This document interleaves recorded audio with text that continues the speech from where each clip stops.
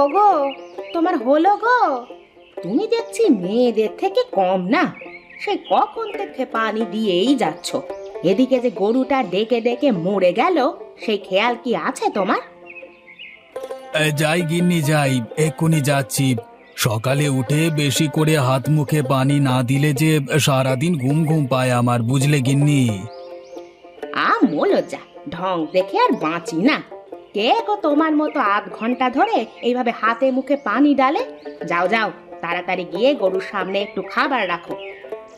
আচ্ছা আচ্ছা, ঠিক আছে ঠিক আছে, যাচ্ছি যাচ্ছি, তাই যাচ্ছি গো, তাই যাচ্ছি।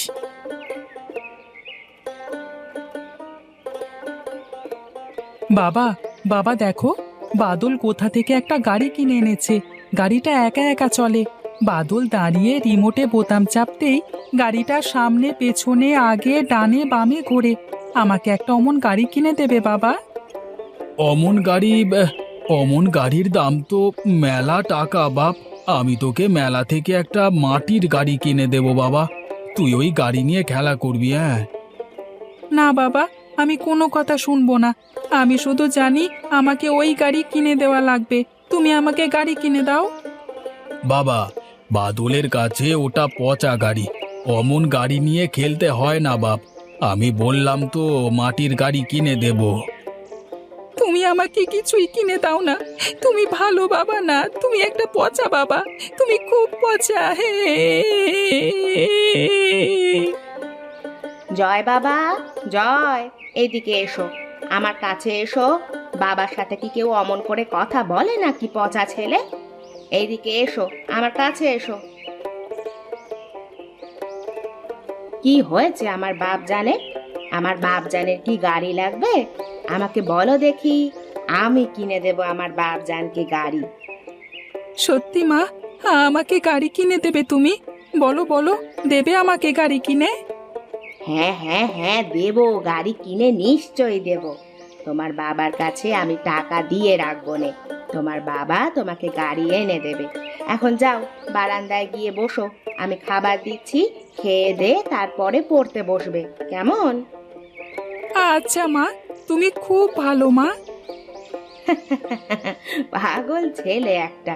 যা বাবা, বারান্দায় পাটির ওপরে গিয়ে বস তুই।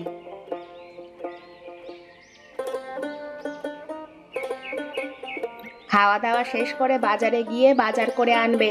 আর জয় কি গাড়ির কথা বলছে, সেই গাড়িও কিনে এনে দেবে। ওই গাড়ির তো অনেক টাকা দাম গো। আমার কাছে যে এখন এত টাকা নেই যে আমি ওই গাড়িটা ওকে কিনে দেব। কেন এখন এই কথা কেন বলছো? বাবার গোটা সম্পদ তো দিয়ে দিলে তোমার বড় ভাইকে। এখন তার ছেলে দামি খেলনা নিয়ে খেলে, আর তুমি কি করছো? ছেলেকে একটা খেলনা কিনে দিতে পারছো না? কেমন বাবা তুমি বলো তো?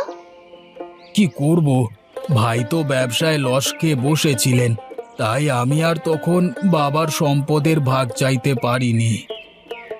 আমি অত শত বুঝি না বাপু, তুমি ছেলে যা চাইবে তাই এনে দাও। আচ্ছা আচ্ছা, আমি দেখছি কি করা যায়। মা, রোজ রোজ আমার এই একই খাবার ভালো লাগে না। তুমি মাছ রান্না করতে পারো না? এই বেগুন ভাজা আর কতদিন খাবো মা? এখনকার মতো খেয়ে নে বাবা। তোর বাবা বাজারে গিয়ে বাজার করে আনলে ভালো মন্দ রান্না করে দেব, তখন খাস। কি ব্যাপার বাদল, কি হয়েছে তোমার? আমি সেই কখন থেকে দেখছি আমরা সবাই খাচ্ছি, আর তুমি না খেয়ে বসে আছো যে। কোনো সমস্যা? সমস্যা হলে বলো আমাকে। বাবা, আমার মাছ মাংস খেতে ভালো লাগছে না। আমি বিরিয়ানি খাবো।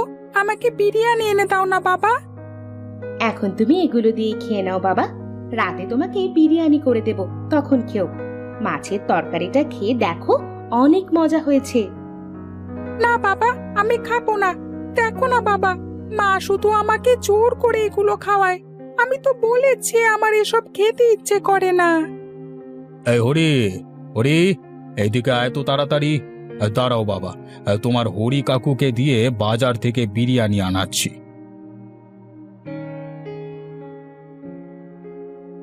হ্যাঁ, কি হয়েছে বাবু?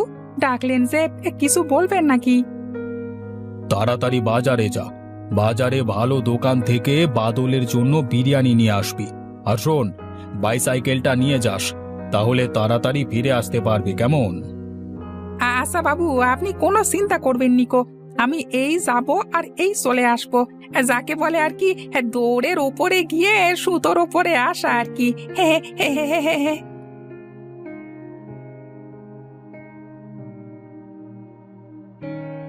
এই নাও এই নাও, এই গরম গরম বিরিয়ানি এনেছি, খেয়ে নাও। হ্যাঁ হ্যাঁ, তাও তাও। বাহ, কি সুন্দর ঘ্রাণ বেরোচ্ছে, অনেক মজা হবে মনে হচ্ছে এই বিরিয়ানিটা খেতে। খা বাবা খা, ভালো করে খা। তোর কোনো ইচ্ছাই অপূর্ণ রাখবো না আমরা। যখন যা চাইবি তখন তাই পাবি। আমরা তোর জীবনে কোনো কিছুর কমতি হতে দেব না।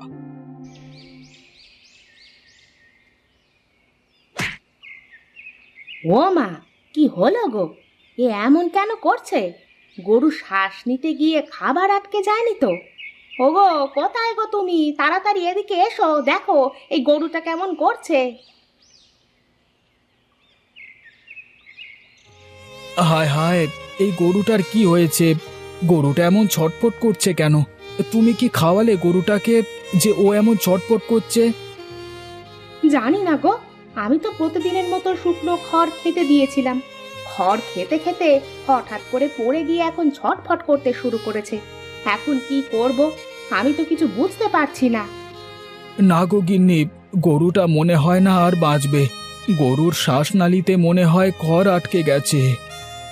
এই গরুটার পিছনে এতগুলো টাকা খরচ করলাম, গরু যদি এখন মরে যায় তাহলে তো খুব লোকসান হয়ে যাবে। এখন কি করব বলো তো?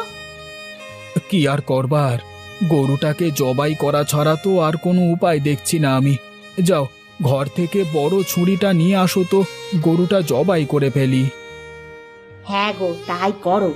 গরুটা যদি মরে যায় তাহলে তো একেবারে সব শেষ হয়ে যাবে।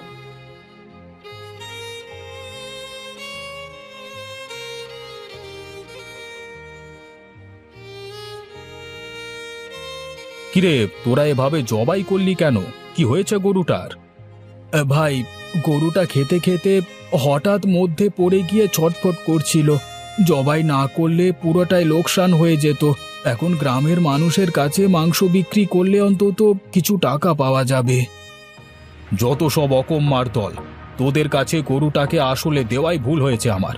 কেন যে গরুটাকে তোদের কাছে পালতে দিয়েছিলাম কে জানে। এখন যা হয়েছে হয়েছে, যা করেছিস ভালোই করেছিস। আমি কোনো লোকসান নিতে পারবো না। গরু বিক্রি করে যা টাকা হবে সেই পুরো টাকাটা আমাকে দিয়ে যাবি। কেন পুরো টাকাটা আপনাকে কেন দিতে হবে? গরু কি আমরা ইচ্ছে করে মেরে ফেলেছি নাকি? গরু মরে যাচ্ছিল তাই জবাই করেছি। আমাদের যতটা ভাগ আমরা ততটা নেব, আর আপনার যতটা ভাগ আপনি ততটা নেবেন। ভাগের থেকে এক অংশ কম নেব না আমরা। কি, তোমাদের এত বড় সাহস হয়েছে আমার মুখে মুখে কথা বলো? আমি দেখছি কি করে তোমরা এই গরুর ভাগ নাও। হ্যাঁ, অনেক হয়েছে, আর নয়। আমি আজকে এই বিচার ডাকবো। মোড়ল মশাই এসে এ মাংসের ভাগ করে দেবেন। আমি এখন যাচ্ছি মোড়ল মশাইয়ের বাসার কাছে। আজ আমিও দেখে ছাড়বো কি করে আপনি আমাদের ভাগ না দেন। আচ্ছা বেশ বেশ, দেখি তাহলে তুমি কি করে গরুর ভাগ নিয়ে যাও। এটা আমিও দেখেই ছাড়বো। কি ব্যাপার, কি হয়েছে? কেন এই সালিশ ডাকা হলো শুনি? আর কার কি অভিযোগ আছে বলো আমাকে এক এক করে। মোড়ল মশাই, আমি এই গরুটাকে আজ থেকে 2 বছর আগে নিয়েছিলাম পোষবার জন্য। শর্ত ছিল এমন যে এই গরুর তখন যে কটা টাকা দাম ছিল সেই টাকা বাদ দিয়ে পরবর্তীতে যে টাকায় বিক্রি হবে সেই লাভের টাকার 2 ভাগ আমি এবং আর 1 ভাগ আমার ভাই নেবে। এখন একটা দুর্ঘটনার কারণে গরুটি মারা যাচ্ছিল, তাই আমি জবাই করে ফেলেছি। তাই নাকি আমাকে এখন আমার ভাই ভাগ দেবে না? না না, এটা কিছুতেই হয় না। এটা তো ভারী অন্যায়। এত বড় অন্যায় কিছুতেই আমি হতে দেব না। আগে যেভাবে কথা ছিল সেভাবেই ভাগ হবে। ঠিক আছে মোড়ল মশাই, আপনি যখন চান তখন সেটাই হোক, কিন্তু আজকে থেকে আমি গোপালকে আমার ভাই বলে পরিচয় দিতে রাজি নই। সেটা তোমার ব্যক্তিগত ব্যাপার। তোমার ব্যক্তিগত ব্যাপারে হস্তক্ষেপ করবার অধিকার তো আমার নেই। তোমার ভাইকে তুমি ভাই বলে পরিচয় দিতেও পারো, না দিতেও পারো, সেটা একান্তই তোমার ব্যাপার। ঠিক আছে, তাহলে আপনি আর একটা বিচার করে দেন আজকে। ভাই ভাইয়ের সম্পর্ক যখন নষ্ট হয়ে গেছে, তাহলে আমার শ্বশুর মশাইয়ের জমি, অর্থ সম্পদ যা আছে সেগুলো তো উনি ভোগ করছেন। এখন এই সম্পত্তিও আমাদের মধ্যে অর্ধেক অর্ধেক ভাগ করে দিবেন। হ্যাঁ হ্যাঁ, এটা তো তোমার প্রাপ্য। রতন আর গোপাল তো আপন দুই ভাই, তাহলে সব সম্পদের উপর দুজনারই সমান অধিকার আছে।